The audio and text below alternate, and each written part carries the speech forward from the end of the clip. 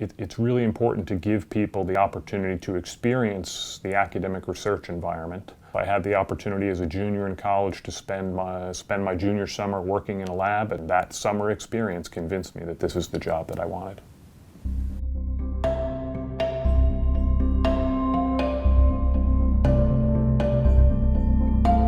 My name is Emily Shannon. I'm a rising sophomore, and my project is calculating information content for deep brain stimulation as a treatment for Parkinson's disease.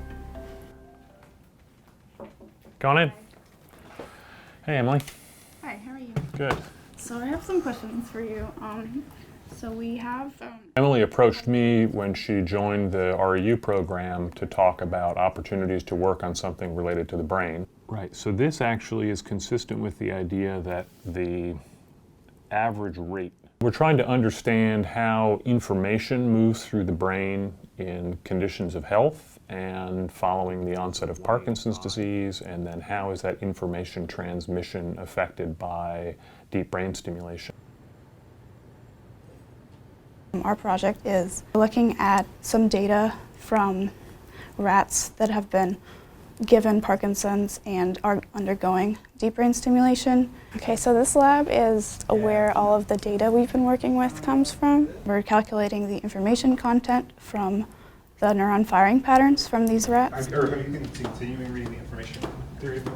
Not as much. Papers and stuff like that? Yeah. Greg Hirschlag is my mentor. It's been great. He's a great teacher. We both didn't know that much about this particular project, so it's been nice both learning pretty much at the same pace. Times log. Emily came to me and I gave her a few options of projects that I was working on. Can you go back to the... If she wants to be a graduate student, it's better start now. So you do expect to see... I'm interested in grad school just because I want to see what else there is to learn, and I like this research experience because it sets me up pretty well. I'm planning on applying to grad school. I want to go on to get my PhD, and then, fingers crossed, I'd like to be a professor. I started off my project at the beginning of last semester.